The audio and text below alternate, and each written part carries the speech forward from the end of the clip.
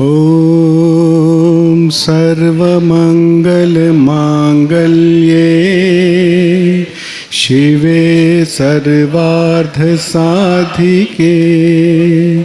शरण्ये त्र्यम्बके गौरी नारायणी नमोऽस्तुते।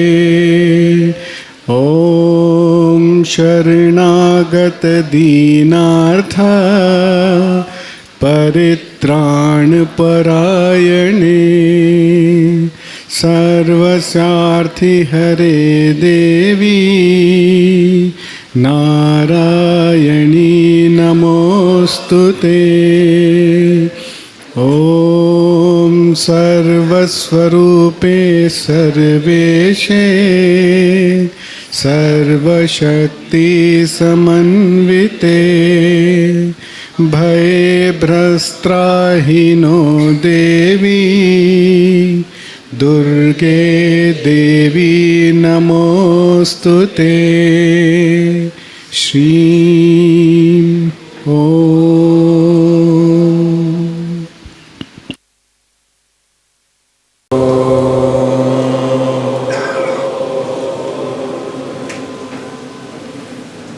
असतो मा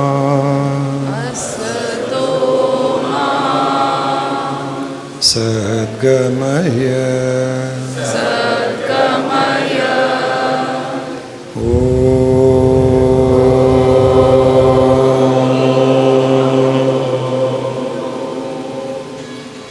तमसो मा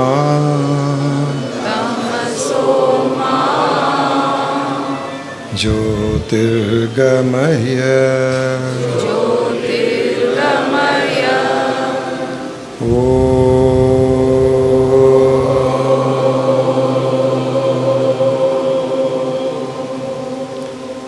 मृत्योर्मा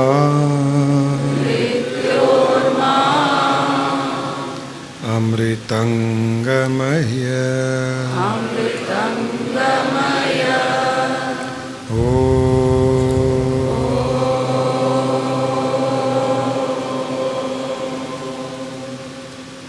शांति शांति शांति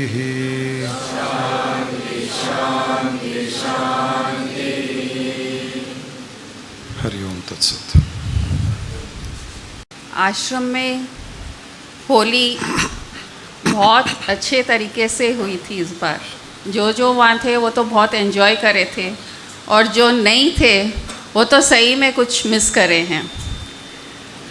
आज बाहुबली 2 का भी ट्रेलर रिलीज़ हुआ है, मालूम है ना आप लोग को, न्यूज़ में आया था। वैसे ही मैं एक ट्रेलर वापस अपने आश्रम के होली का बताना चाहती हूँ।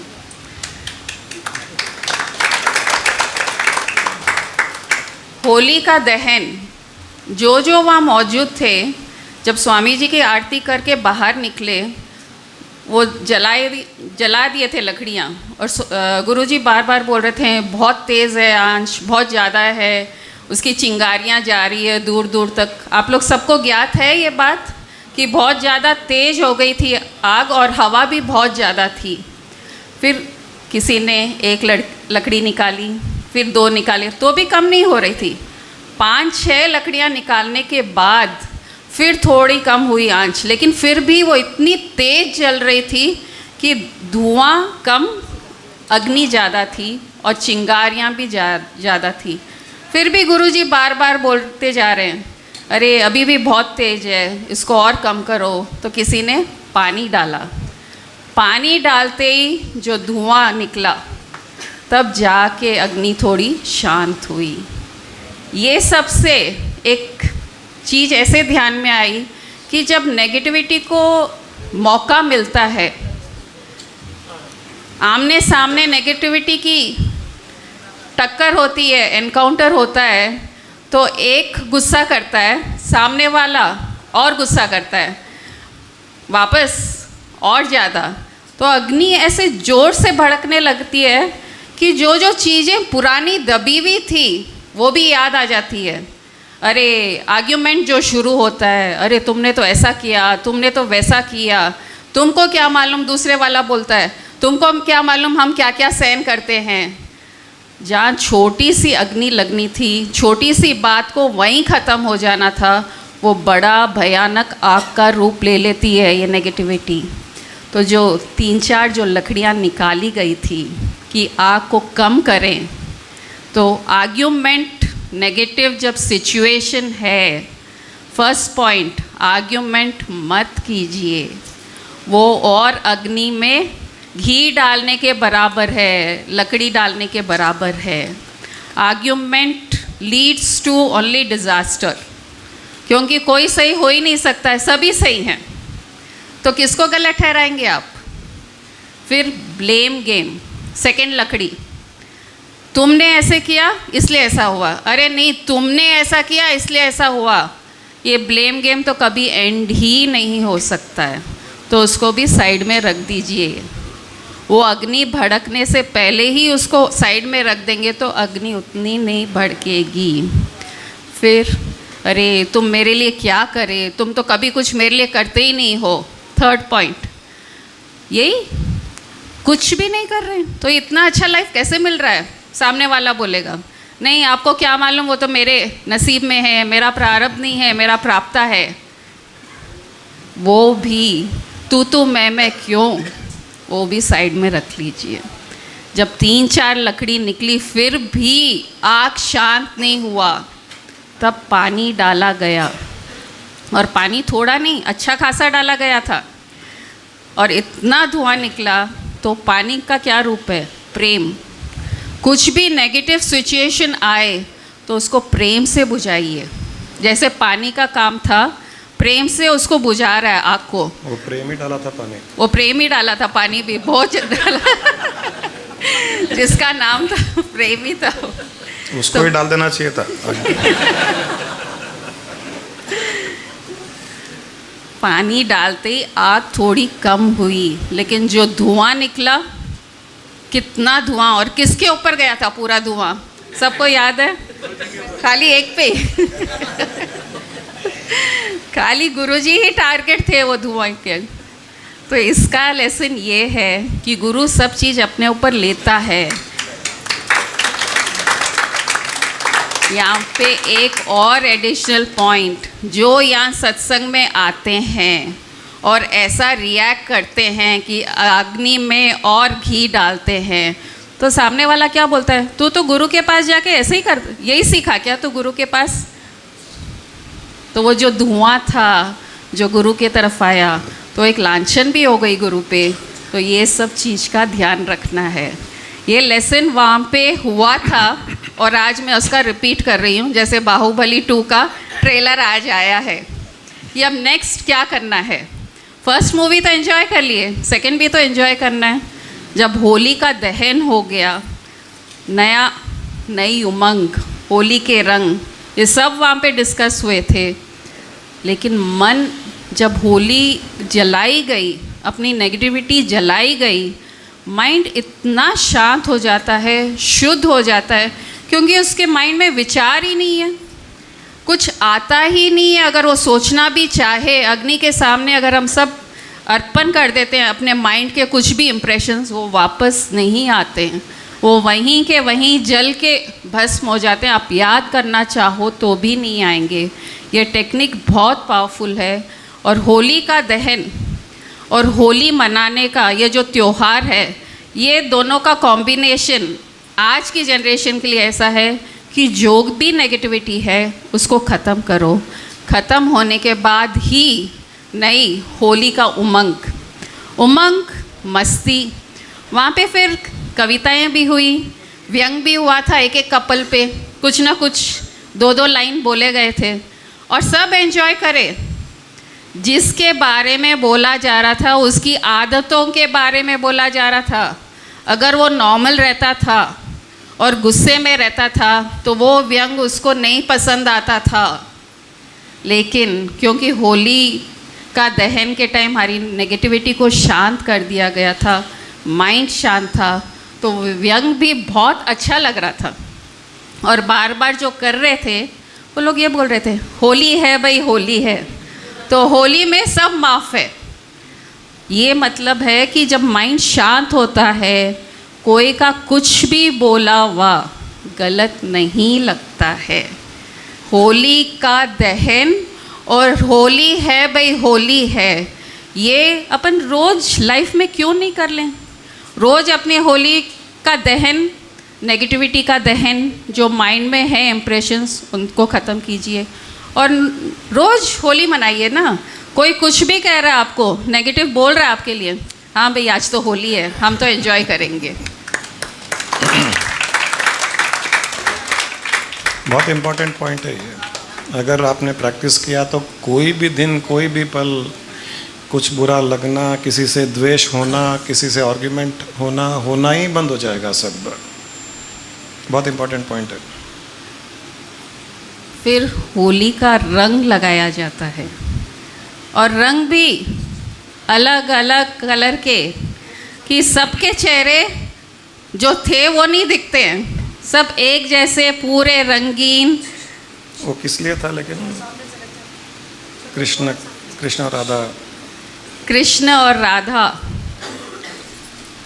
कृष्ण कहते हैं ना यशोदा को, यशोमती मैया से बोले नंदलाला, राधा क्यों गोरी मैं क्यों काला, राधा क्यों गोरी मैं क्यों काला।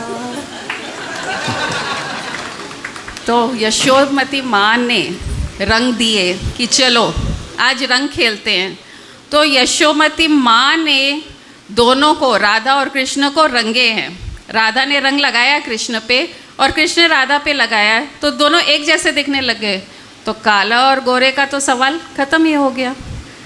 वो था उस टाइम का मतलब। लेकिन आज हम एक दूसरे को रंगते हैं, एंजॉय भी करते हैं, पिचकारियाँ भी डालते हैं, पानी भी डालते हैं। पानी डालने से जो अलग अलग रंग थे हमारे ऊपर, वो पूरे एक जैसे दिखने लग जाते हैं और हम सब एक ही कलर में रंग जाते हैं। वो ही ब्रह्म है, वो ब्रह्म एक जैसा है, सबके अंदर वो ही है। थोड़ा थोड़ा रंग लगाते हैं तो थोड़ी थोड़ी देर ब्रह्म की सूरत हमको मालूम पड़ती है, अरे वो कितना अच्छा आदमी है, वो तो ऐसा है, भगवान के जैसा है। तो उसका आभास होता है ब्रह्म भाव का। वो होली इतना गहरा खेलें कि वो ब्रह्म भाव ही रहे और कुछ दिखे ही नहीं, हम कौन हैं, क्या है, कुछ नहीं दिखना चाहिए। छोटा बड़ा भी तो होली खेलता है, सब माफ़ है होली में, किसको भी लगा दीजिए आप, कोई कुछ नहीं बोलता है। छोटे बड़े को लगाते हैं, बड़े छोटों को लगाते हैं, अमीर गरीब को लगाते हैं, गरीब अमीर को लगाता है। ब्रह्म भाव भी ऐसा है, वहाँ भेदभाव नहीं है, सब खाली केवल एक ही शुद्ध चेतन आत्मा, मैं ब्रह्म हूँ। ये सबका ही वास सब में है, लेकिन कोई देख नहीं पाता है। होली के दिन सब जब एक रंग हो जाते हैं तो वो एहसास दिलाता है कि मैं ऐसा हूँ। तुम ये चेहरों के पीछे ये वो ज्योति है, वो ऋतु है, उसकी तरफ मत जाओ।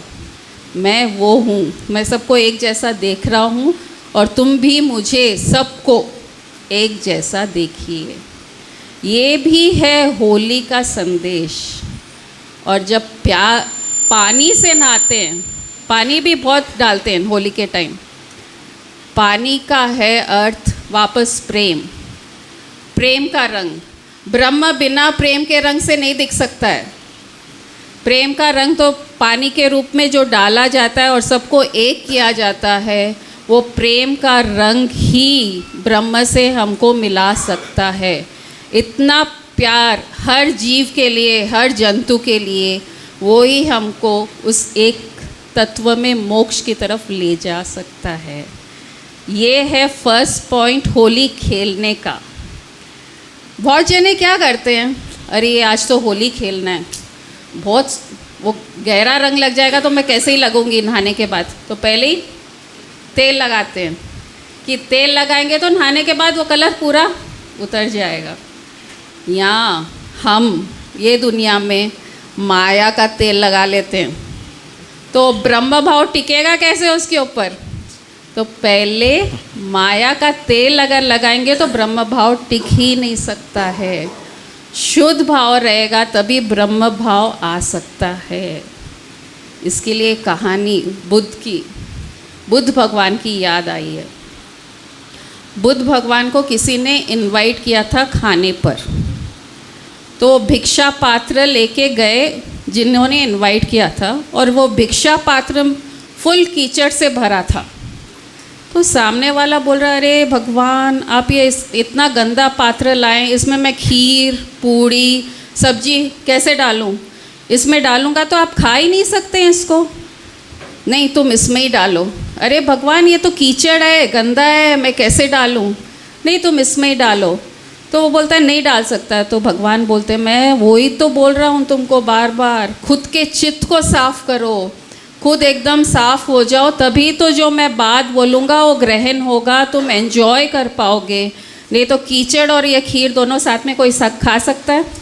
नहीं खा सकता है। वैसे ही बुद्ध भगवान ये ज्ञान दिए हैं कि अगर माया का तेल भी लगा लोगे तो तुमको ब्रह्म ज्ञान नहीं हो सकता। और अगर भिक्षा पात्र साफ रहेगा तो जो मैं ज्ञान दूंगा वो ठहर सकता है, नहीं तो वापस माया में मिल जाएगा। ये सेकंड पॉइंट। और थर्ड, होली में खेलने के बाद जब होली हो गई है, नहा लिए हैं हम, कहीं कहीं थोड़ी थोड़ी रंग दिखती। अरे किस किस ने होली खेली है यहाँ? सबकी साफ़ हो गई दिख रहा है मेरे को तो।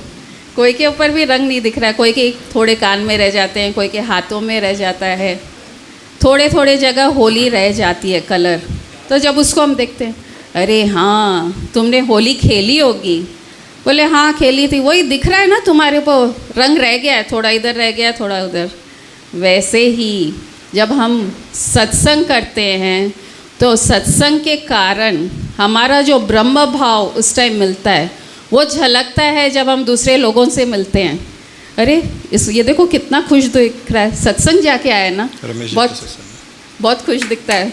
और गुरु जी के सत्संग में जाके आएंगे तो अरे ये तो झूम रहा है, सच्ची में वहीं जाके आया होगा तभी ये झूम रहा है। वैसा ही होली का रंग जो दिखता है एक खुशी दिखाता है। तो सत्संग और गुरु का प्रेम भी वो ब्रह्म भाव झलकाता है बाहर। ये है आज होली का संदेश। थैंक यू गुरु माँ। आजकल गुरु माँ बहुत आगे बढ़ गई है गुरु जी से। आज मन ही नहीं कर रहा कि गुरु माँ चुप हो जाए। गाना याद आ गया, अच्छा हुआ तुम बोले। भांग भी होता है ना होली में, नशे। तो एक लाइन याद है, एक के दो, दो के चार, मुझको तो दिखते हैं, ऐसा ही होता है जब दो ब्रह्म मिलते हैं। एक के दो, दो के चार, तो दिखते हैं।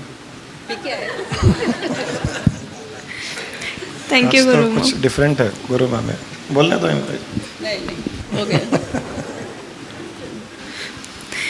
हमारा मन तो नहीं कर रहा है लेकिन आगे बढ़ते ऐड ऑन हैं। करेंगे ना उसमें, ऐड ऑन करते हैं।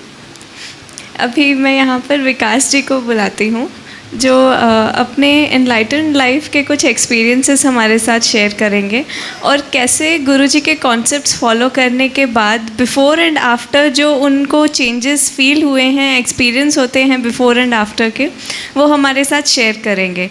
आइए उनको इनवाइट करते हैं यहाँ पर। प्रणाम गुरुजी गुरु माँ। प्रणाम पूर्णानंदियों।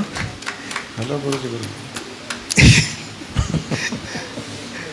थैंक यू गुरुजी गुरु माँ, जो आपने मुझे मौका दिया कि मैं अपने एक्सपीरियंसेस, अपने दिल की बात शेयर कर सकूं। जैसे अभी गुरु माँ बता रहे थे, होली का जैसे आग लगती है तो धुआं आता है, मतलब बहुत जब हमको गुस्सा आता है तो किस तरह होता है।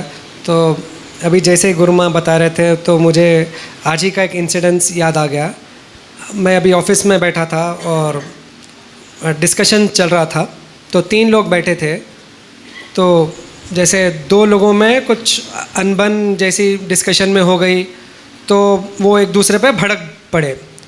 तो वो उस पर मतलब टॉन्ट मार रहा था तो वो उस पर टॉन्ट मार रहा था, तो धीरे धीरे करके हो गए। मैं कोशिश कर रहा था कि शांत करो, मतलब एक एक लकड़ी निकालने की कोशिश कर रहा था। तो जैसे ही कोशिश करता जा रहा था तो आग बुझ नहीं रही थी, थोड़ी थोड़ी कम हो रही थी, फिर ऐसे भड़क जा रही थी। तो फिर थोड़ी देर बाद मैंने क्या किया कि दोनों को थोड़ा समझाया, थोड़ा पानी मारा कि शांत हो जाओ, ठीक है। तो मैंने पूछा कि भाई ठीक है, तुम्हारा क्या प्रॉब्लम है, तुम्हारा क्या प्रॉब्लम है।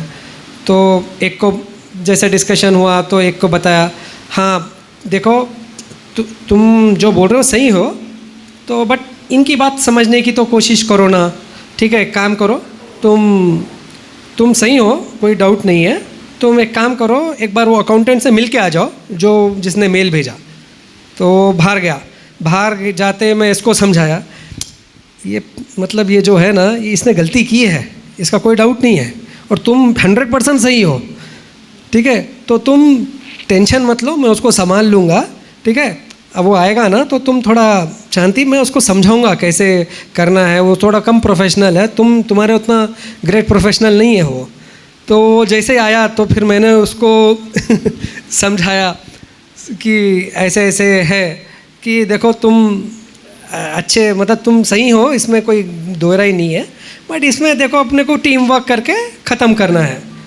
तो फिर जैसे ये पहला वाला उठ के चला गया तो उसको समझाया, देखो उसकी गलती थी, तुम्हारी कोई गलती नहीं थी, बट तुमको भाई एज अ टीम अपने को थोड़ा, अपने को आगे वालों को सपोर्ट देना चाहिए, ऐसे करना चाहिए करके समझाया। तब दोनों चले गए, वो तीसरा बैठा था तो बोला, सर आपने ये क्या गेम खेला, आपने क्यों खेला, मतलब आपने तो ऐसा करा।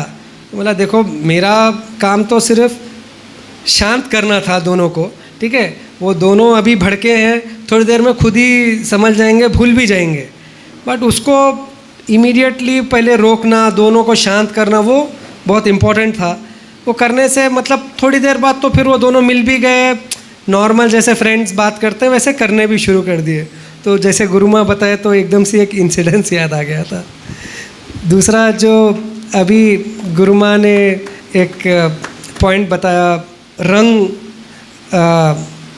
लगाने का, तो मुझे गुरुजी का जो कॉन्सेप्ट है निधि ध्यासन का, वो मैं उससे रिलेट कर पा रहा था।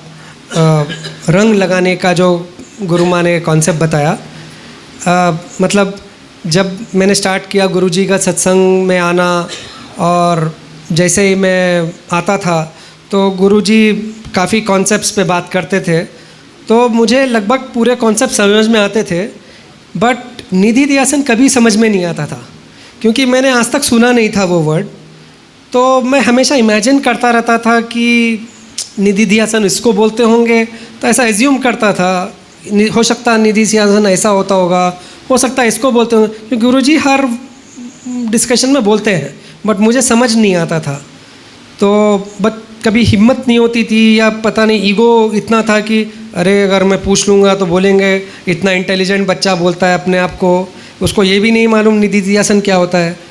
तो बट साल 1.5 साल बाद जब थोड़ा ईगो कम हुआ तो मैंने हिम्मत करके गुरुजी से पूछा कि एक्चुअल आप जो निधि ध्यासन बोलते हैं वो है क्या। तब गुरुजी समझाया मुझे कि निधि ध्यासन ऐसा होता है, इसको बोलते हैं। तब मुझे स्ट्राइक किया कि अच्छा निधि ध्यासन इसको बोलते हैं। तो मतलब मैं एक अपने आप में मैं गुरुजी से शेयर किया फिर कि मेरे में कई हैबिट्स हैं बचपन से, और वो मैं समझता था कि एक बहुत प्रॉब्लमेटिक है मेरे खुद के लिए, क्योंकि मुझे पीसफुल रहने नहीं देती वो हैबिट्स। जैसे मैं कोई भी चीज़ होती है तो मेरे माइंड में वो बार बार रिपीट होती है। जैसे कोई अगर मैं जाके क्रिकेट खेलता हूँ एक शॉट, ठीक है, अब वो शॉट खेले बाद से वापस मतलब 24 घंटे तक अब वो शॉट मेरे माइंड में चलता रहता है। तो मैं सोचता था ये कितना प्रॉब्लमेटिक है कि चलता रहता है, पीस नहीं है, पीस नहीं मिलता है मुझे। तब गुरुजी ने समझाया कि नहीं, शायद हो सकता तुम पिछले जन्म में करते थे होंगे, अब तुमको वो हैबिट जो है वो रह गई है अब तो, लेकिन तुमको पता नहीं था कि ये वो किस वजह से है। तो ये basically it is a part of निधि ध्यासन कि अगर हम उसको सही चैनलाइज करके अगर तरीके से वही एनर्जी को यूज़ कर पाएँ तो उससे हमारी स्पिरिचुअल ग्रोथ हो सकती है। तो फिर जैसे ही मैं निधि ध्यासन मतलब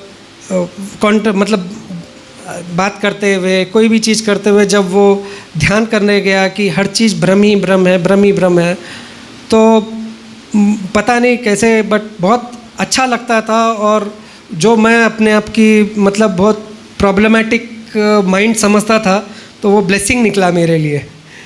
और इससे काफ़ी मुझे ऐसा लगा कि मेरे लाइफ में काफ़ी चेंजेस आए और काफ़ी चीज़ों में इम्प्रूवमेंट हुआ है। जैसे मेरे रिलेशनशिप्स में काफ़ी इम्प्रूवमेंट हुआ कि निधि ध्यासन करने से मैं मतलब जब मैं बात कर रहा हूँ तो अब मैं चेहरा में वो चेहरे के अंदर सिर्फ वो आत्मा या मतलब कॉन्शियसनेस को ही देखता हूँ, तो मुझे अब वो सही गलत समझ नहीं आता है। मुझे बस प्यार आता रहता है कि आगे वाले में कितना अच्छा फील हो रहा है। तो उससे मेरे रिलेशनशिप्स चाहे फैमिली में हो या बिज़नेस में हो, वैसे आज ही मतलब वो इंसिडेंट्स के पहले एक और इंसिडेंस हुआ। अब ऐसा मौका पड़ गया कि किसी ने बहुत बड़ी गलती कर दी हमारे ऑफिस में और अब पूरे मैनेजर्स मुझे देख रहे हैं कि मैं किसी ना किसी तरह उनको डांटूं। अब सबकी एक्सपेक्टेशन थी कि मुझे तो डांटना ही है, तो मैं डांटना शुरू किया। अब वो डांट रहा था बट अंदर से बिल्कुल गुस्सा नहीं था और अंदर से तो सिर्फ उसके चेहरे में एक कॉन्शियसनेस और इतना प्यार आ रहा था पूछना नहीं, बट मुझे अब डांटना ही पड़ रहा था। तो अब जैसे थोड़ा ही डांटा, फिर मैंने बोला कि ठीक है अब डांट हो गया, मतलब सबको सेटिस्फेक्शन तो मिल गया होगा। तो अब फिर उसको समझाया कि देखो भाई बेटा ऐसा नहीं करते, हमको ऐसा करना चाहिए, ऐसे करना चाहिए। तो वही इससे पहले जैसे अगर अब मुझे गुस्सा कम आता है बट जब आता है तो फिर बहुत ताव में आ जाता था मैं। अब वो फिर मैं जब एक बार शुरू हो गई वो फ्लाइट टेक ऑफ तो फिर पूरी उड़ जाती थी। तो जब एक बार गुस्सा आकर जब चिल्लाना शुरू कर दिया तो फिर अब एंड तक चिल्लाता था, तो उतना रहता था। सभी की हालत ऐसी बट आज मतलब अभी कुछ दिनों से ऐसा लग रहा है कि जैसे थोड़ा अगर नाटक भी कभी करना पड़ा तो करके बहुत ईजिली मतलब गुस्से दिल से तो नहीं हो रहा है बट कभी डांटना भी पड़ रहा है, नाटक भी करना पड़ रहा है, तो बहुत ईजिली उसको ट्रैक पे लाके सबको खुश रख सकते हैं। तो रिलेशनशिप्स में मुझे ऐसा लगा कि ये बहुत ज़्यादा हेल्प किया, नेगेटिविटीज़ में काफ़ी हेल्प किया। मुझे जैसे काफ़ी चीज़ों से नेगेटिविटी थी, जैसे कोई स्मेल, गंदी स्मेल हो गई तो एक बहुत नेगेटिव माइंड हो जाता था। कोई भी चीज़ ख़राब देख ली, कोई बहुत गंदा कुछ न्यूज़ सुन लिया तो दिन भर ऐसा माइंड वो हो जाता था। जैसे इंडिया पाकिस्तान का मैच चल रहा और इंडिया हार गई तो बिल्कुल नेगेटिव हो जाना। अब जब से निधि ध्यासन शुरू हुआ तो अब तो सभी चीज़ में भ्रम लगता है। तो आज जैसे इंडिया ऑस्ट्रेलिया का चल रहा था तो ऑस्ट्रेलिया बहुत अच्छा खेल रही थी, तो पहला माइंड में आया कि अरे यार इंडिया को तो विकेट लेना चाहिए। फिर सेकंड थॉट निधि ध्यासन करते हैं, अरे वो भी भ्रम है, ये भी भ्रम है, अब क्या फ़र्क पड़ता है कौन जीत गया, तो उससे कैसे फ़र्क पड़ेगा। तो बेसिकली अब उससे कोई इफ़ेक्ट नहीं हो रहा है, कोई भी चीज़ हो रही है तो उससे नहीं हो रहा है। तो ये सब चीज़ें मुझे ऐसा लगता है कि निधि ध्यासन से हो रहा है। ईगो बहुत कम हुआ निधि ध्यासन के कारण, क्योंकि जब हम सब में भ्रम देख रहे हैं तो मैं अपने आप में भी भ्रम देखता हूँ। तो जैसे मैं अपने आप में भ्रम देखता हूँ तो मैं एक अपने आप को एक अलग एंटिटी समझ के देखता हूँ, और जब देखता हूँ तो ऐसा लगता नहीं है कि ये मेरा है या मुझे ऐसा होना चाहिए। मैं जैसे अपने आप को कॉन्शियसनेस समझता हूँ और ये एक बॉडी है, ऐसे करके वो दिन भर चलता रहता है ऐसा निधि ध्यासन। तो उसमें ईगो बिल्कुल कम होता जा रहा है। अब जैसे आज काफ़ी इंसिडेंसेस हुए ऑफिस में, जैसे हमारे एक डिस्ट्रीब्यूटर ने एक मेल डाला था कि भाई तुम्हारा अगर ये ऐसा टर्म्स नहीं होगा तो मेरा ऑर्डर कैंसिल कर दो। मैं मेरे डिस्ट्रीब्यूटर से या जनरली मतलब जो रहते हैं उनसे मैं इन जनरल ज़्यादा डायरेक्ट डील नहीं करता, मैं आदमियों पे छोड़ देता हूँ कि तुम लोग ही डील करो।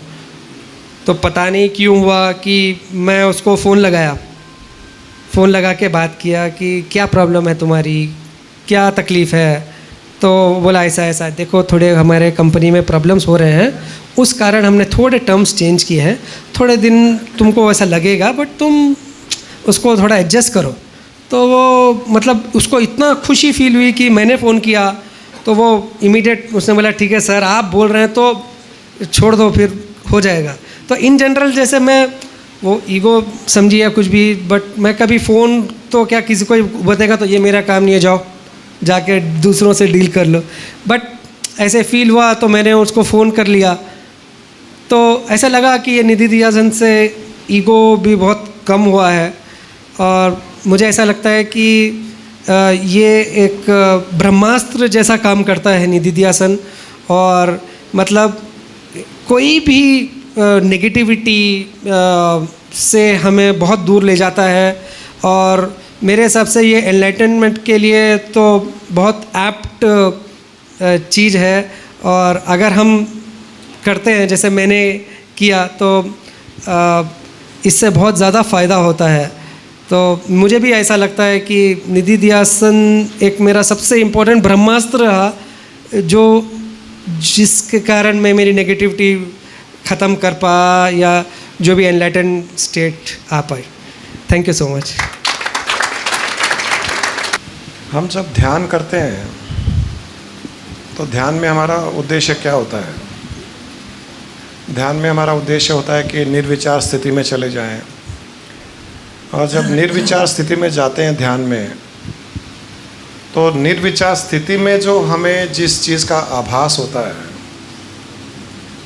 वो चेतना का आभास है, वो आत्मा का आभास है, वो परमात्मा का आभास है, वो ब्रह्म का आभास है। निर्विचार स्थिति में जहाँ कोई विचार नहीं है, मन शून्य है, शून्य स्थिति में हमें जो आभास हो रहा है वो केवल शुद्ध चेतना का आभास है।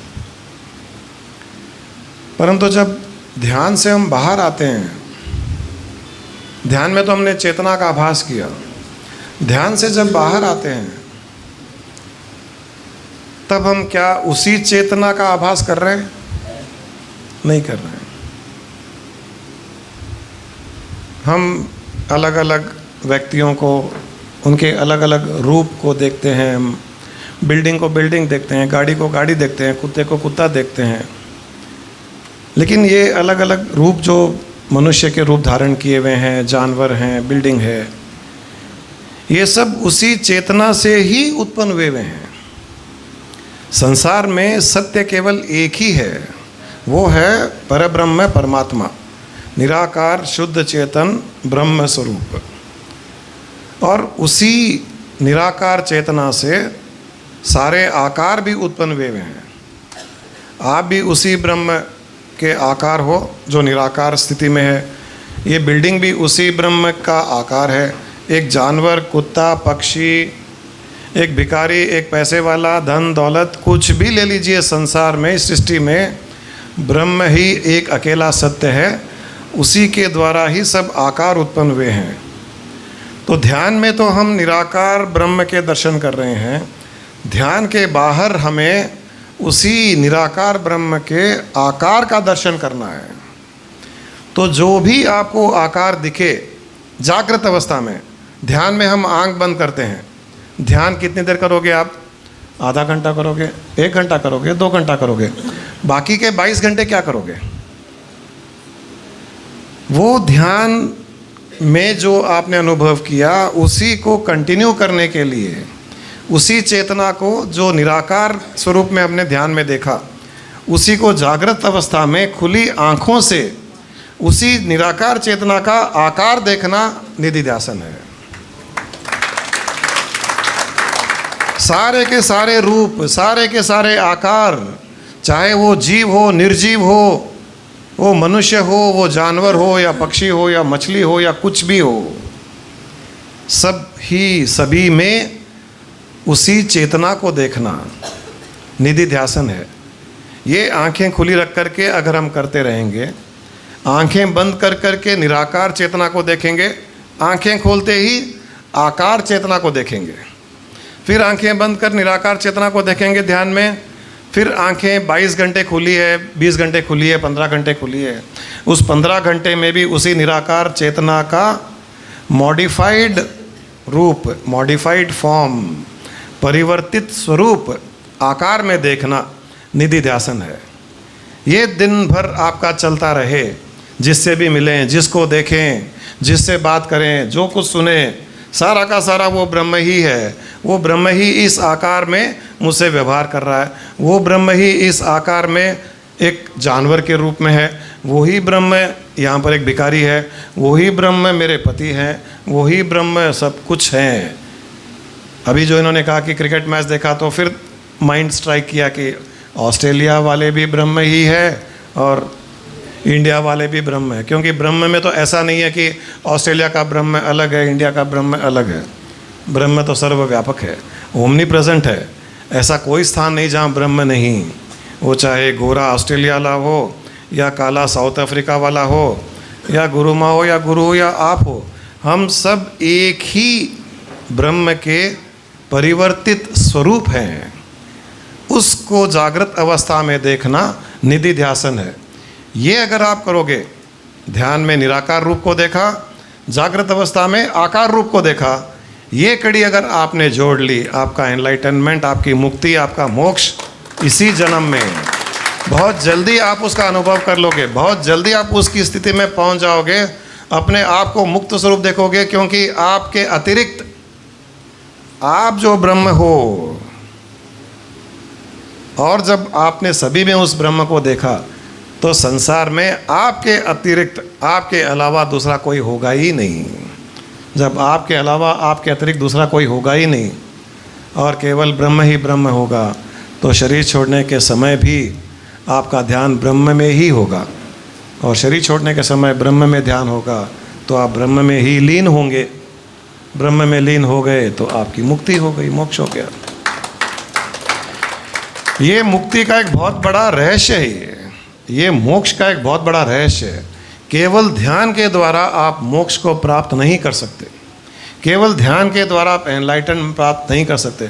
मैंने किसी को सुनाया भी था कि बुद्धा ने भी जब अपना महल छोड़कर जंगल चले गए, कड़ी से कड़ी साधना की, खाने के लिए उनके पास भोजन नहीं था, उन्होंने खाना भी छोड़ दिया, शरीर को तपाया, मन को तपाया, तपा तपा करके वो जो एक राजकुमार थे, एक सुंदर राजकुमार, हट्टा कट्टा शरीर, लंबा शरीर, वे हो गए एकदम दुबले, नर कंकाल, स्केलेटन के जैसे। मुंह चिपक गया, शरीर में कोई मांस नहीं रहा, हड्डियां दिखने लग गई, कमज़ोर पड़ गए, चल नहीं पाते हैं। 6 साल की कड़ी साधना उन्होंने इतनी की कि एक दिन वो नदी में स्नान करने उतरे, नदी का हल्का सा बहाव था, हल्के से बहाव से भी वो अपने आप को बाहर नहीं निकाल पा रहे थे। तो वो रेंगते रेंगते हाथों के द्वारा सहारा लेते हुए एक पेड़ की डाल उनको मिली, उस डाल को पकड़ करके वो बाहर आए। बाहर आने के पश्चात कपड़ों पर जो पानी था, उस पानी के वज़न के कारण भी खड़े नहीं हो पाए, इतने कमज़ोर हो गए।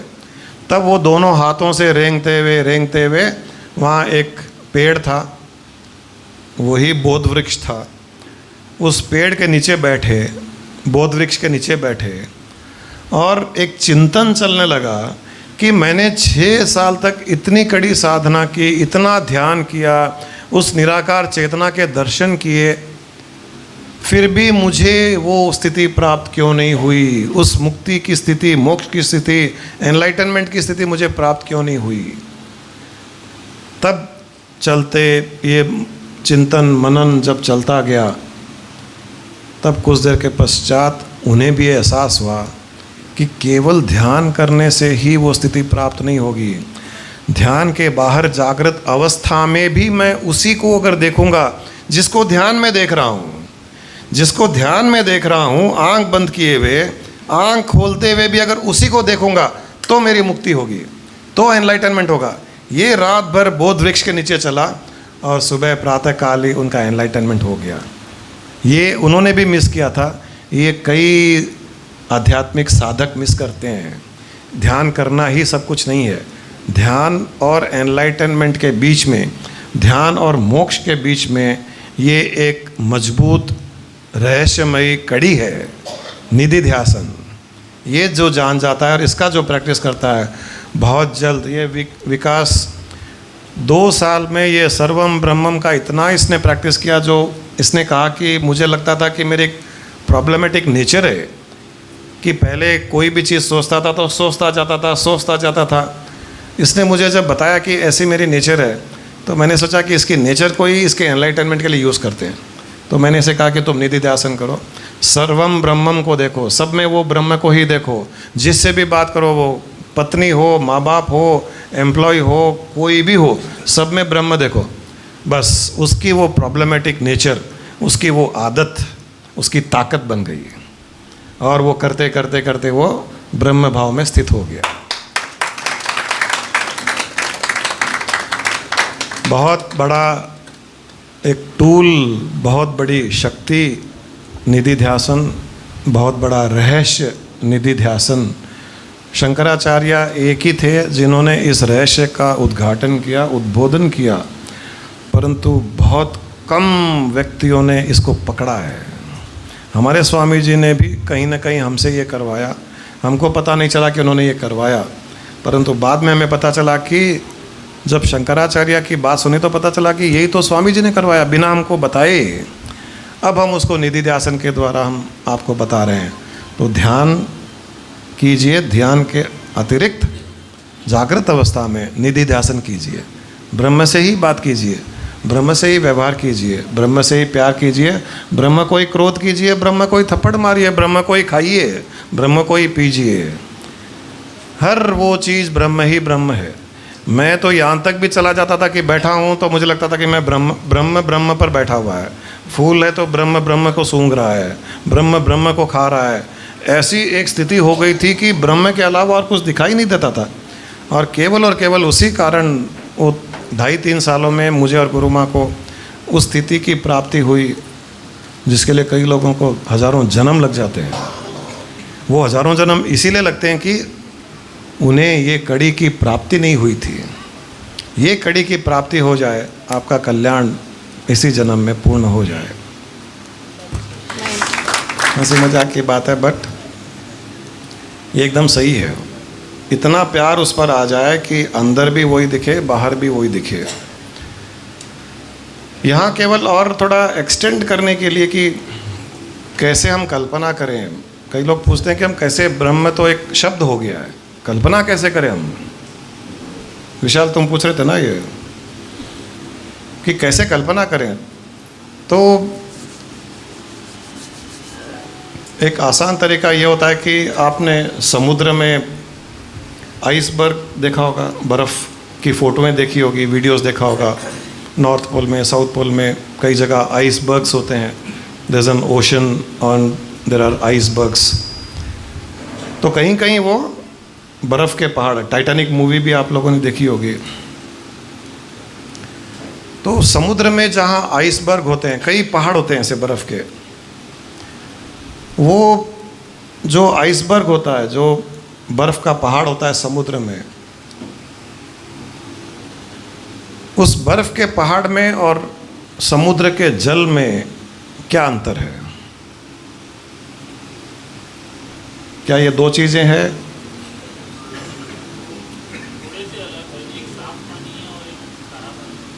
नहीं, उसमें मत जाओ, बट बर्फ़ में, उस आइसबर्ग में समुद्र के पानी के अलावा कुछ है क्या?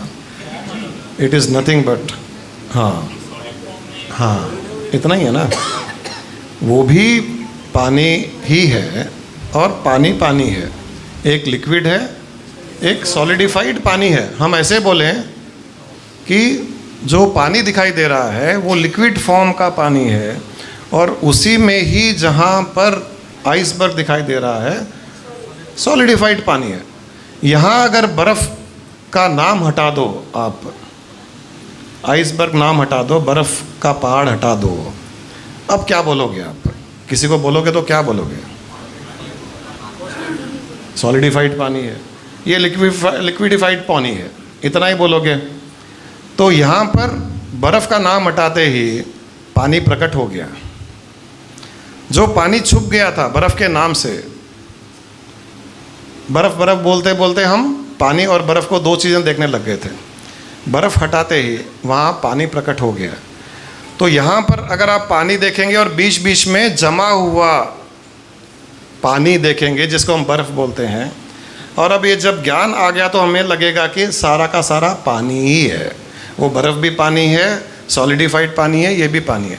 वैसे ही आप सृष्टि में जहाँ पर कुछ दिखाई नहीं दे रहा है वो निराकार ब्रह्म है, जहाँ कुछ दिखाई दे रहा है वो सॉलिडिफाइड ब्रह्म है। खत्म। ये जमा हुआ ब्रह्म है, वो निराकार ब्रह्म है। खत्म हो गया काम, निधि ध्यान हो गया आपका। इस हॉल में ही जहाँ पर आपको कुछ दिखाई नहीं दे रहा है वो निराकार ब्रह्म है, जहाँ कुछ दिखाई दे रहा है वो आकार ब्रह्म है। हो गया निधि ध्यान। अब इस रूप से देखना शुरू कर दीजिए आप, तो ब्रह्म ही ब्रह्म है, ब्रह्म के अलावा कुछ नहीं है। अब वहाँ पर भी आपको समुद्र में भी आइसबर्ग भी ऐसा नहीं होता है कि एक ही शेप का, एक ही साइज़ का, वहाँ पर भी अलग अलग शेप के, अलग अलग साइज़ेस के होते हैं। तो यहाँ पर भी अलग अलग साइज़ के हैं, कोई 0 साइज़ का है, कोई 50 साइज़ का है, कोई 22 साइज़ का है। साइजेस हैं अलग अलग, कलर भी अलग है, साइज़ भी अलग है। ये ऐसे ही आइसबर्ग देखिए कि ये छोटा आइसबर्ग है, ये आइसबर्ग है, ये पतली आइसबर्ग है, ये मोटा आइसबर्ग है, ये बूढ़ी गुंडू आइसबर्ग है, ये बूढ़ा आइसबर्ग है, ये जवान आइसबर्ग है। हो गया काम, हो गया हमारा निधि ध्यान। वो ब्रह्म ही है। ये ब्रह्म साड़ी पहना हुआ है, ये ब्रह्म ड्रेस पहना हुआ है, ये ब्रह्म जीन्स पहना हुआ है, ये स्माइल कर रहा है ब्रह्म, वो ब्रह्म सो रहा है। मैं तो सबको बोलता हूँ, मेरे सत्संग में आके कई लोग सो जाते हैं और खर्राटे भी मारते हैं, खर्र खर्र, और कभी भी हम उठाते नहीं है। कोई बोलता उठाओ क्या? नहीं, सोने दो। वो ब्रह्म सोता हुआ अच्छा दिखाई दे रहा है। इस ब्रह्म को इतनी शांति और कहीं नहीं मिलती जितनी शांति हमारे सत्संग में मिलती है। मुझे तो बड़ा अच्छा लगता है। ये है निधि ध्यान। ये जब आप देखने लग जाओगे, फिर आप बताइए कि आप किसी से डरोगे कभी? कोई आपको डरा सकेगा? आप किसी से बात भी करोगे, आप किसी का दिल दुखा पाओगे? क्योंकि ब्रह्म से ब्रह्म ही व्यवहार कर रहा है, ब्रह्म से ब्रह्म ही प्यार कर रहा है, ब्रह्म से ब्रह्म ही कुछ ले रहा है, कुछ दे रहा है। तो किसी पे गुस्सा करना, किसी से डरना, किसी पर नेगेटिव होना होगा ही नहीं। सब मैं ही मैं हूँ, मुझसे अतिरिक्त मेरे अलावा कोई है ही नहीं। यहाँ तक आपको आगे चल करके मैं बता दूँ एक और कैसे भाव आ जाएगा इसमें। जब आपका ये इंटेंस हो जाएगा ब्रह्म ही ब्रह्म है, जो मुझ में मैं जो फील करता हूँ कई बार, यहाँ ये ब्रह्म बैठा हुआ है, यहाँ और एक ब्रह्म बैठा हुआ है, ये बीच में एक ब्रह्म दूसरे रूप में है। मुझे ऐसे लगता है कि ये ब्रह्म, इसके नीचे जड़ें गई, फिर एक ब्रह्म यहाँ खड़ा हो गया, फिर और जड़ें नीचे गई, वहाँ एक ब्रह्म बैठा हुआ है, और जड़ें नीचे गई, यहाँ एक ब्रह्म बैठा हुआ है, और जड़ें नीचे गई, वहाँ ब्रह्म बैठा हुआ है। तो मेरी ही जड़ें हैं जो मेरे आमने सामने बैठी हुई है, मेरी ही जड़ें अंदर जा कर के एक नए ब्रह्म में खड़ी हो गई। तो यहाँ 100-200 लोग हैं तो मेरी ही जड़ों से जा कर के ब्रह्म वहाँ खड़े हो गए। 1000 लोगों का तो मेरी ही जड़ों से जा कर के वो खड़े हो गए वहाँ पर। तो मुझे उसमें और दूसरों में, अपने आप में दूसरों में अंतर दिखाई नहीं देता, मुझे मेरा ही पार्ट दिखाई देता है। इसीलिए प्यार ही प्यार आता है, इसीलिए नफरत नहीं आती। ये भाव लाने लग जाइए, आपकी मस्ती का ठिकाना ही नहीं रहेगा, मस्ती का ठिकाना ही नहीं रहेगा। दुश्मन से भी गले लगोगे, क्योंकि दुश्मन तो अब दुश्मन तो रहा नहीं, क्योंकि वो मेरी ही जड़ से निकला हुआ दूसरा स्वरूप है। तो अपने आप से तो कोई दुश्मनी हो नहीं सकती, और वो कोशिश भी कर ले दुश्मनी निकालने का, वो ज़्यादा देर नहीं निकाल पाएगा। वो मैंने कहानी सुनाई थी ना, वो एक नित्यानंद स्वामी जी थे, सन्यासी, बड़े एनलाइटेंड ब्रह्मज्ञानी, ब्रह्म भाव में स्थित। जो ब्रह्म भाव में स्थित होता है उसकी स्थिति क्या होती है? एक बार वो किसी गांव में गए, रात हो गई थी, तो एक पेड़ के, पीपल के पेड़ के नीचे बैठ गए। गांव में प्रथा होती है ना, पीपल के पेड़ के नीचे बैठे नहीं जाते हैं। क्यों? हाँ, देखो आप भी वो पीपल के पेड़ पे उल्टा लटकते होंगे रात को। तो कोई गांव वाले आकर के बोले, स्वामी जी आप यहाँ मत बैठिए, यहाँ एक ब्रह्म राक्षस रहता है, बड़ा खतरनाक है, कोई भी अगर यहाँ रात में बैठता है तो सुबह वो जिंदा नहीं रहता है, आप चलिए गांव में हमारे घर रहिए। मैं कहा कि नहीं, मैं यहीं ठीक हूँ। बोले आप कृपया करके चलिए, बहुत ही भयानक ब्रह्म राक्षस तो राक्षसों का राजा होता है, वो सबसे खतरनाक है। नहीं ठीक है, कोई खास बात नहीं है। ब्रह्मज्ञानी को तो ब्रह्म राक्षस हो या ब्रह्म कुत्ता हो या ब्रह्म गधा हो, सब ब्रह्म ही ब्रह्म है, गधा भी ब्रह्म गर्भता का है। तो बैठ गए, गांव वाले चले गए। जैसे ही रात हुई तो ब्रह्म राक्षस नीचे उतर के चिल्लाने लगा, अपनी भयानक आकृति दिखाने लगा। नित्यानंद स्वामी जी देखते रहे उसको, वो बड़ा हो गया, कभी एकदम छोटा हो गया, तो कभी मोटा हो गया, तो ऐसे भयानक तरीके से वो एक्शंस करने लगा, डांस करने लगा। जीभ निकाली तो जीभ इतनी लंबी, कोई भी साधारण इंसान तो वहीं पे हार्ट अटैक आ जाए उसका। ये मुस्कुराते रहे, देखते रहे। अब उसने सारी की सारी कोशिशें कर ली उनको डराने की, ये बेचारे मुस्कुराते रहे। यहाँ पर एक सीक्रेट आपको और देता हूँ कहानी सुनाने के आगे। अगर आपको अपनी नेगेटिविटी से बचना हो, डर से बचना हो, किसी भी एंजाइटी से बचना हो,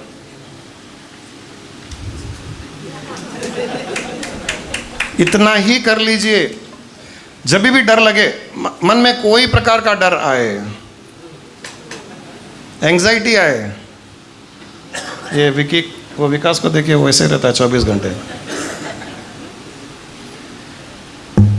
केवल एक स्माइल आपके डर को जलाकर भस्म करने में सक्षम होती है। एक छोटी सी स्माइल नेगेटिविटी को ख़त्म करने में सक्षम होती है।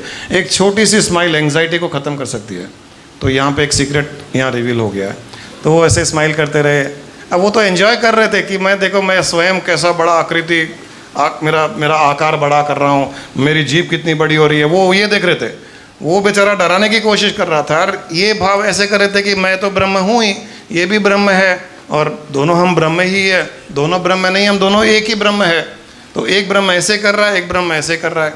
जैसे आपने यहाँ हैदराबाद में वो एग्जीबिशन लगता ना, जैसे ही उसको गले लगाए, वो उसका माथा ठनका ब्रह्म राक्षस का, और 2 मिनट में वो ब्रह्म राक्षस शांत हो गया, एकदम शांत हो गया, उन्हीं के आकार का हो गया।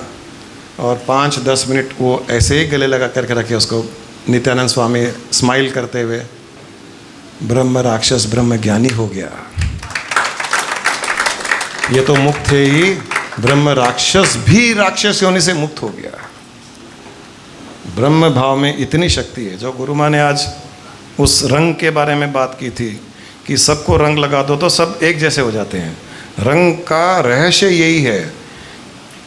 होली पर किसी के भी चेहरे पे रंग लगाने के पश्चात अगर अच्छा खासा रंग लगाओ तो हम पहचान भी नहीं सकते कि कौन है, ये लड़का है, लड़की है, ये मेरा दोस्त है या दुश्मन है, कुछ भी नहीं पहचान पाओगे। उसी प्रकार जब ब्रह्म का रंग लग जाता है तो आपके सारे राग, द्वेष, मोह, माया समाप्त हो जाती है।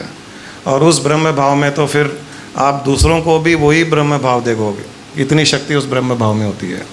ये निधि ध्यासन का कमाल, ये ब्रह्म भाव का कमाल, इसको प्रैक्टिस करते जाइए। मैंने आपको ये टेक्निक ऐसी बताई है कि जो 1000 साल में योगियों ने प्राप्त नहीं की, वो आपको 2 साल में प्राप्त हो जाएगी वो स्थिति, गारंटी है ये। 2 साल तो मैं थोड़ा ज़्यादा टाइम ले रहा हूँ, आप चाहो 2 दिन में, आप चाहो 6 महीने में प्राप्त हो सकती है ये। और हर किसी को इस टेक्निक के द्वारा, हर किसी को अधिकार है मुक्त होने का। वरना कई साधु संत जो योगी हुए थे, अक्सर ये लोग मान्यता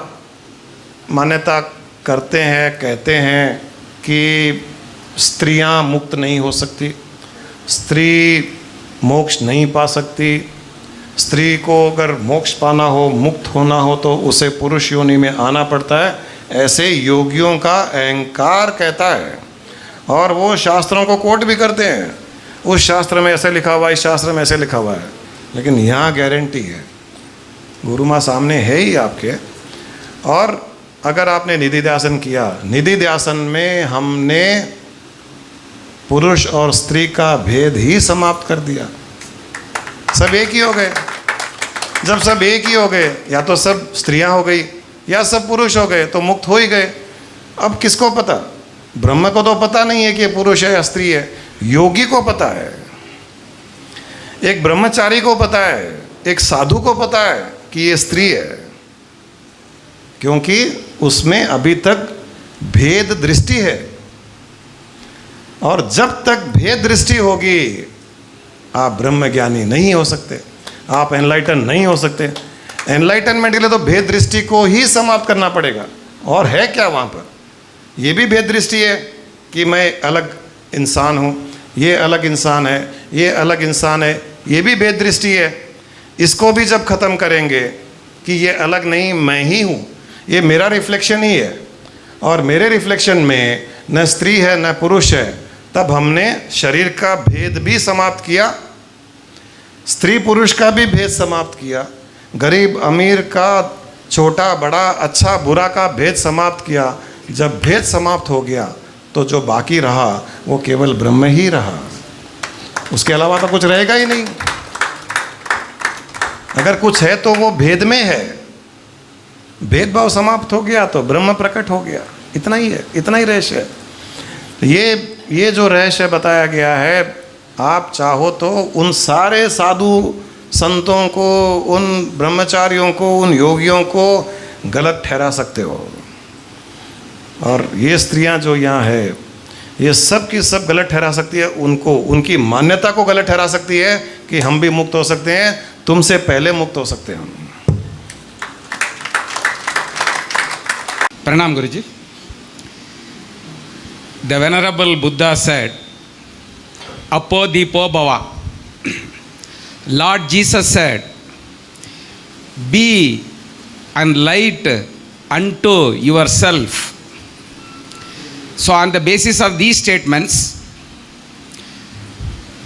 I feel that as a lock has got the keys, our own self has got all the answers for every question.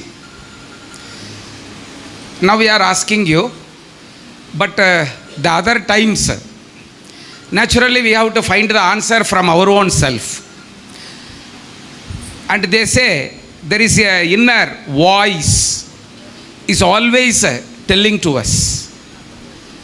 So the question number one, how to listen to this inner voice which is giving answers to our own questions.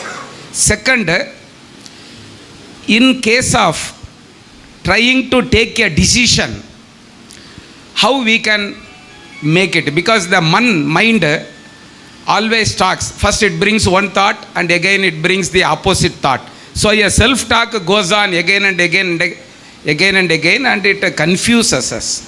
So in regard to making a decision, how to make? So 2 questions. Thank you, Guruji. Before you listen to your inner voice, you have to calm down your outer voice.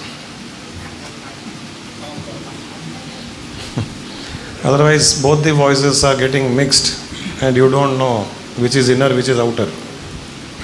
Outer means not only speaking through the mouth, but even what the mind speaks.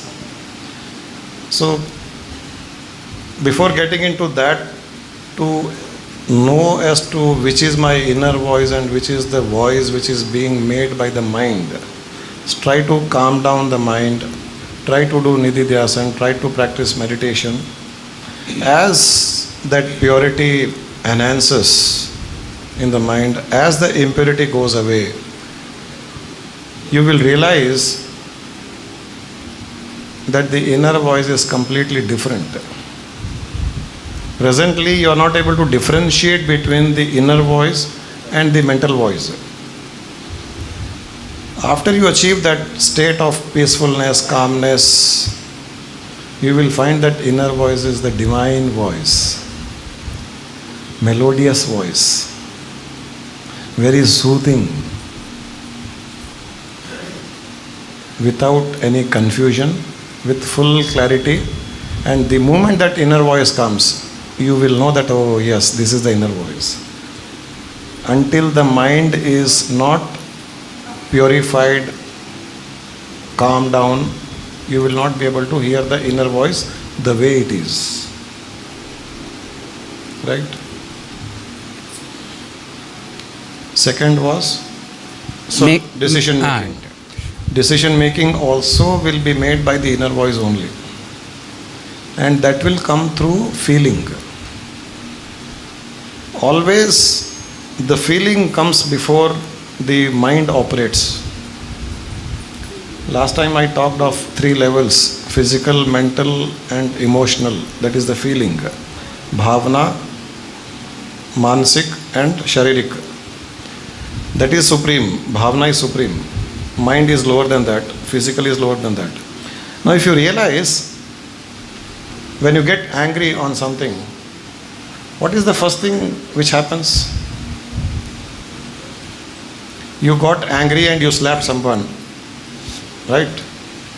Can you list out the stages? Outburst of energy. First was what? Thought. Before that, there was feeling. Suddenly there was feeling. Sometimes it so happens that everything happens in such quick succession, in a fraction of a second, that you are not able to differentiate between this.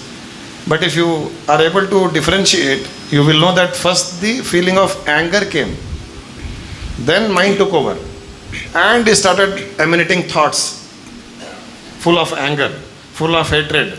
It developed words, sentences. Then you started speaking angrily, shouting, scolding. Final was your physical action. This is what happens. You see a small child, or when you go to the church, you see Mother Mary or Jesus. What is the first thing which happens? Feeling of love. You see a small child, a feeling of love will develop. See Katrina Kaif, feeling will develop. Then mind, how beautiful is she? How beautiful is the child? This is second. Then third is, wow, kya sundar hai. Fourth is, you hug that. So feeling is the final decision maker. When you start neutralizing and making the mind peaceful and calm, then feeling will start operating. Now everything is merged. Like Guru Maharaj talked of the story of the Buddha.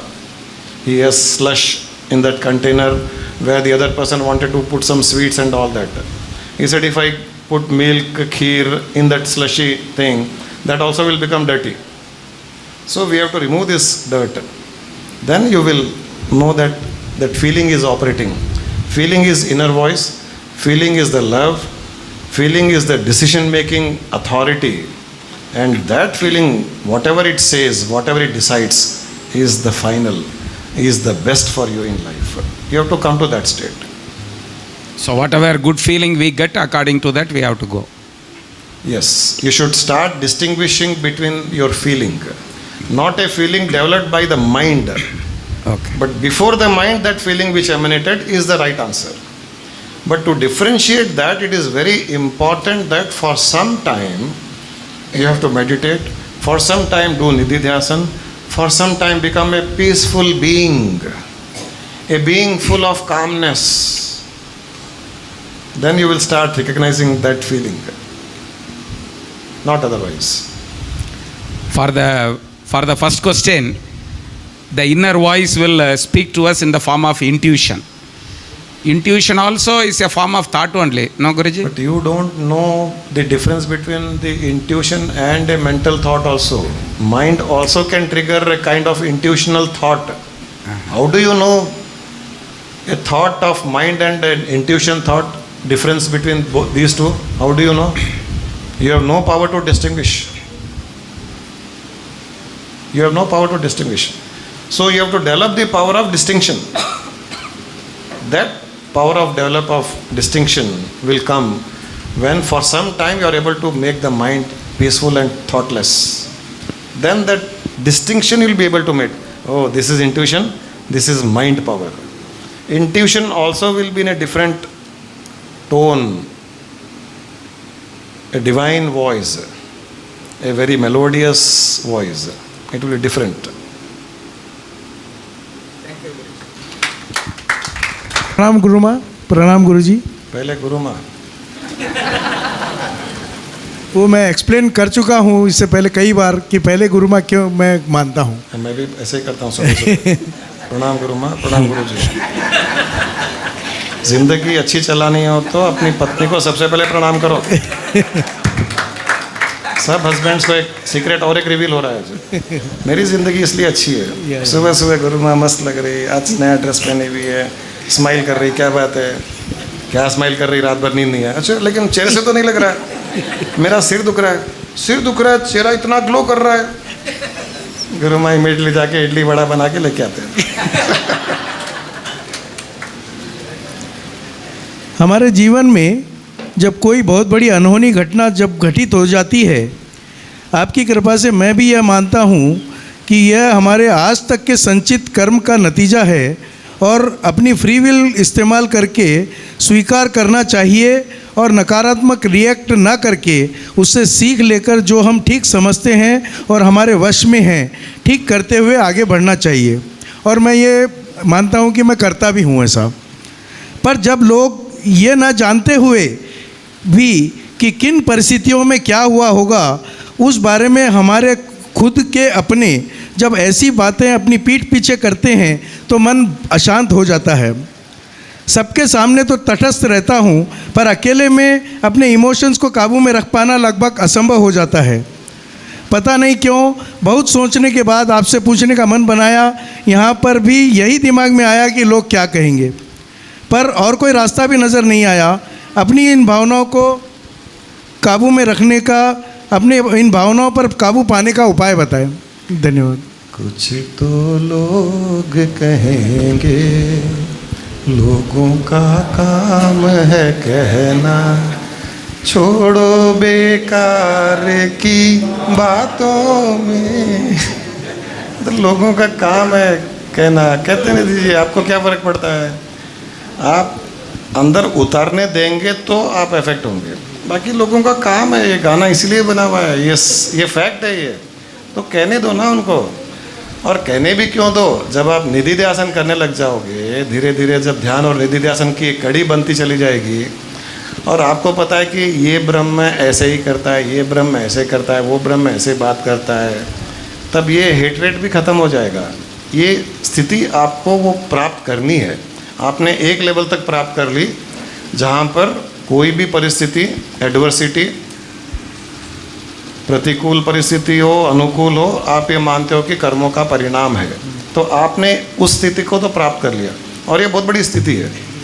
अगली स्थिति ये है कि लोग जो ये नहीं समझते हैं कि ये कर्मों का परिणाम है, वो कई बातें कर रहे हैं, तो हम तो उनको ऐसे देखते हैं कि इनको कर्मों के ज्ञान का, कर्मों के साइंस का ज्ञान नहीं है, कर्म आदि के रहस्यों का ज्ञान नहीं है, तो ये कर्म अज्ञानी है।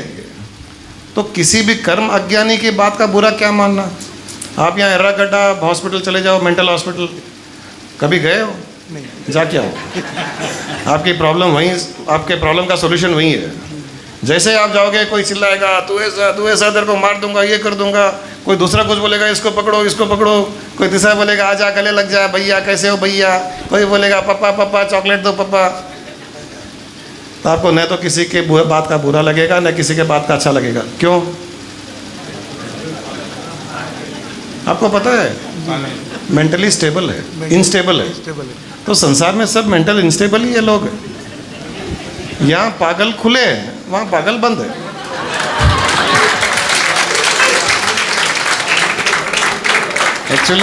एक्चुअली पागल खाना वो नहीं है, उसके बाहर पागल खाना है। एर्रागड्डा ये है, वो एनलाइटेंड लोगों का स्थान है। मैं बचपन में और जब जवानी में कई बार गया हूँ मैं वहाँ पर। सही कहता हूँ, सबको वहाँ जाना चाहिए। चलो एक दिन पूर्णानंदा के ग्रुप को लेकर चलते हैं वहाँ पर।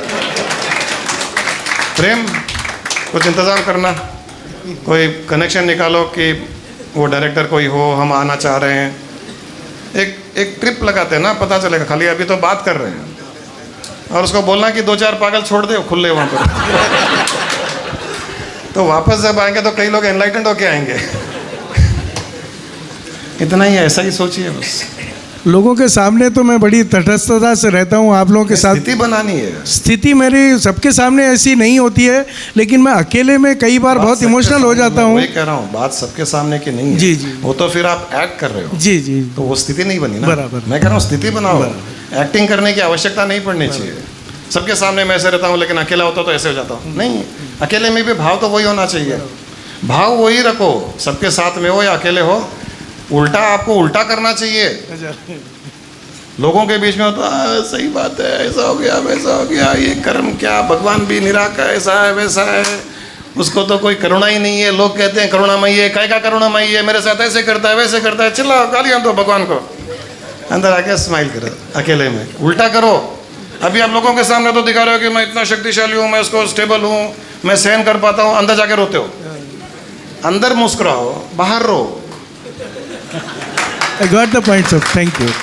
तब माना जाएगा कि पूर्णानंद के एक्टर हो। हम तो सबको बोलते हैं, लोगों के सामने जैसे लोग हैं वैसे ही उनको अपने जैसा ही दिखना चाहिए अपने में। अरे महेश आजकल क्या समझता है अपने आप को, इतना बड़ी घटना हो गई, ऐसे कुछ नहीं करता, ऐसा नहीं। आए फटाफट ग्लिसरीन लो, डालो और 2-4 को रुलाओ। अंतर में हंसते रहो। क्या एक्टिंग कर रहा हूँ, देखो रो भी रहा है। हमारा है ना वो एक्टर उधर बैठा हुआ है, वो उसकी एक्ट नहीं देखी आपने? विवेक कहेगा, वो महेश नहीं, विवेक। और उसकी पत्नी वो स्मृति। वो फिनिक्स एरिना में हमारा प्रोग्राम था, वहाँ नहीं आए थे ना?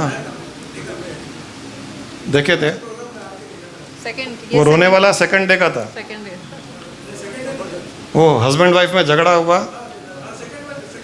और लास्ट में बहुत प्यार आ गया और दोनों रोने लग गए कि मुझे माफ़ कर दो, मैंने तुमको बहुत तंग किया। वो बोलता कि नहीं, वो दोनों रोने लग गए तो लोग इमोशनल हो गए वहाँ बैठे बैठे, और उसको बड़ा मज़ा आ रहा था। 100 लोगों को रुलाया आज। ऐसा ही करो लाइफ में। प्रणाम गुरुजी, गुरु माँ। लास्ट टाइम ये बात हुई थी कि अगर कोई आपके साथ आर्ग्यूमेंट करना चाह रहा है, आप कुछ नहीं कर रहे हो, लेकिन सामने से वो करते ही जा रहा है, बोलते ही जा रहा है, चुप नहीं हो रहा है, and you are stable, no nothing, then also he thinks that you are in ego. तो how to avoid that? And he emanates all the negative energy to you. तो we are stable. That Guru told me the answer also last time, but she told me to ask in the mic. उसको जो मानना है मानने दो। दूसरी बात यह है कि अगर कोई गुस्सा कर रहा है, चिल्ला रहा है, डांट रहा है, और वो चाहता है कि तुम गलती मान लो। देखो 2 चीज़ें हैं कि वो तुम्हारी किसी न किसी गलती पे चिल्ला रहा है, वो या Nothing like that. फिर Just मतलब उनको पागल है क्या कोई? नहीं, इस तरीके से नहीं, मिसअंडरस्टैंडिंग से जो उनके दिमाग में चल रहा है, you are stable but the other person is not stable, he is not in that state. क्यों चिल्ला रहा है, मैं वो पूछ रहा हूँ। तुम पर चिल्ला रहा है। हाँ, मिसअंडरस्टैंडिंग की वजह से। हाँ, मिसअंडरस्टैंडिंग की वजह से। So he is scolding you, shouting on you. मतलब वो कहीं ना कहीं तुम गलत हो, इसीलिए चिल्ला रहा है ना। हाँ, एर्रागड्डा से भागा हुआ थोड़ी है। तो मैं वही कह रहा हूँ, जब वो चिल्ला रहा है तो उस टाइम शांत मत रहो। उस टाइम में अच्छा, वो अब आप बोल रहे हैं तो मुझे समझ में आ रहा है कि हाँ मेरी गलती रही है, एकदम सही कहा आपने, मेरी गलती हुई है, मुझे माफ़ कर दो, पाँव पड़ लो, हक कर लो नित्यानंद स्वामी के जैसे, आज से नहीं करूँगी, रोना धोना शुरू कर दो। अरे औरत के पास तो हथियार है, 2-4 आंसू बहाए तो आदमी क्या करेगा? बट वो हथियार उल्टा पड़ता है कि ये इसके नाटक है, लाइक दैट ठीक है ना? ऑल्सो। मैं वही तो बोल रही हूँ कि यू आर स्टेबल। क्या करेगा? मारेगा क्या? नहीं, वो चिल्लाता ही रह जाएगा। क्या प्रॉब्लम है? तुम हक करोगे तो चिल्लाना बंद हो वही जाएगा। गुरुमा बोले, बोलने दो। नहीं, बोलने दो नहीं, मतलब फायर एक्सटिंग्विशर का भी काम कर सकते हैं, ओके। उसमें हम झुक जाना चाहिए। मैंने कई बार कहा है कि गलती न होते हुए भी जो झुकता है वो रिश्तों को समझता है। नहीं बोलना, नहीं झुकना भी कई बार गलत पड़ जाता है। ओके। वो चाहता है कि तुम झुको, वो चाहता है कि तुम गलती मानो। तुम गलत न होते हुए भी अगर गलती मान लोगी तो तुम उससे बहुत बड़ी हो जाओगी। और ये बड़ी होने का अपने को दिखाना नहीं है, लेकिन ईगो नहीं रहेगा। रिश्ते को बांध के रखने की तुम्हारी जो एक प्रयास होगा वो उसके प्रयास से ज़्यादा बड़ा होगा। वैसे कह रहा हूँ, वो तोड़ने के लिए तैयार है, वो काटने के लिए तैयार, रिश्ते को नहीं। तुमको तोड़ने के लिए, तुमको काटने के लिए, तुम गलत हो, तुम उसको एक्सेप्ट कर लो, क्योंकि रिश्ता is more important than anything else. There should be nothing more important than relationship in this life, nothing more than relationship. No, I wanted to ask that how to avoid that negative energy with meditation and all that. कि you are asking in उसके लिए front, पूछ if you रही हो, are तुम्हारे asking लिए पूछ क्षमा या क्षमा, they will not give. In meditation we have to ask क्षमा. हाँ, वो सामने नहीं देगा उस टाइम, तो राक्षस, वो तो ब्रह्म राक्षस है ना। That's what I asked. तो मेडिटेशन में क्षमा मांग लो, मेडिटेशन में आभार प्रकट करो। और आभार प्रकट तो तुम जब फिजिकली सामने करोगी ना, फिजिकली बेटर। वो बहुत काम करेगा। वो आप चाहे तो सामने एक हस्बैंड हो या ससुर हो या सास हो या कोई भी हो, आभार तो आप सामने प्रकट कर सकते हो। देखिए, आज जो भी हूँ आपके कारण हूँ, मैं लाइफ एंजॉय कर रही हूँ आपके कारण हूँ, समाज में इज्जत है वो आपके कारण है, जो भी आज मेरे अपने बच्चे हैं वो आपके कारण है, हर चीज़ आपके ही कारण है। और मैं आपकी खुशियों में अड़चन भी मैं कारण बनी हूँ, वरना आप तो खुश थे, आप तो ब्रह्मज्ञानी थे, आप एनलाइटेंड थे। तो मुझे ये आभार प्रकट करने दो। भगवान की स्तुति भी करते हैं ना, तू ही सब कुछ है, तू ही सब कुछ है, तो खड़ा हो जाता है। क्या चाहिए बच्चा? आशीर्वाद देता है। वो भी कहेगा क्या चाहिए, आज डिनर पे चलना है क्या? रोज़ आभार प्रकट करा करो, ध्यान में भी करो और वैसे भी करो, तो नेगेटिव एनर्जी कम हो जाएगी। हम कई बार, जैसे गुरुमा ने कहा ना कि एक आग लगी हुई है तो हम और लकड़ियाँ लगा रहे हैं, उसमें लकड़ियाँ निकालनी शुरू करो। और पानी डालने का अर्थ है आभार प्रकट करो, क्षमा याचना करो, आभार प्रकट करो, ग्रेटिट्यूड ऑफर करो, प्यार करने की कोशिश करो। अब कई लेडीज़ को देखा है मैंने, हस्बैंड ऑफिस से घर आता है, एंट्री लेते ही अब वो बेचारा थका हुआ सुबह से, income tax, sales tax, customer ने पेमेंट नहीं दिया, ये नहीं किया, मीटिंग्स आदि से थका हुआ, आते ही थोड़ा कुछ गुस्सा करेगा। आप ये ऑफिस का गुस्सा घर में मत लाया कीजिए, रिवर्स खत्म। अब वो और भड़केगा, अरे बेचारा कहाँ जाएगा, क्या पड़ोसी के घर जाके गुस्सा करके यहाँ आएगा क्या? शर्ट कैसे कपड़े पहने, बाहर से शर्ट निकली हुई है, अंदर पैंट निकली हुई है, ये करे हुए हैं। आप अच्छे स्माइल करके, कोम करके आया कीजिए, स्माइल करते हुए आया कीजिए। ऐसे कई लेडीज़ को जानता हूँ, ऐसे ताने मारते हैं, बेचारा पहले ही थका हुआ आ रहा है, परेशान होकर के आया, ऊपर से और आग में घी डाल रहे हैं। ये मत कीजिए, वेट कीजिए, शांत होने दीजिए, उसको मुस्कुराइए, आप अच्छे ड्रेस होकर के रहिए, खिलाइए पिलाइए, कुछ कहना है तो कहने दीजिए। अब प्रेशर कुकर में प्रेशर जमा हुआ है तो सीटी तो बजेगी ना। आपके घर में प्रेशर कुकर सीटी बजाते तो दबा दीजिए, कीजिए उसको, दबा के देखिए क्या होता है। फट जाएगा तो तुम मरोगी, वो तो मरेगा ही मरेगा प्रेशर कुकर, तुम भी मरोगी। तो रिलीज वहाँ करने दे रहे हो, यहाँ नहीं करने दे रहे हो बेचारे को। वो जो भी बोले ऐसे देखो, यहाँ से निकलेगा तो देख लो कि हाँ इडली बन गई, चावल सीज गया, सांभर बन गया, ऐसे देखो। अब खाएंगे इसको, मज़ा आएगा। थैंक यू गुरु जी, गुरु माँ।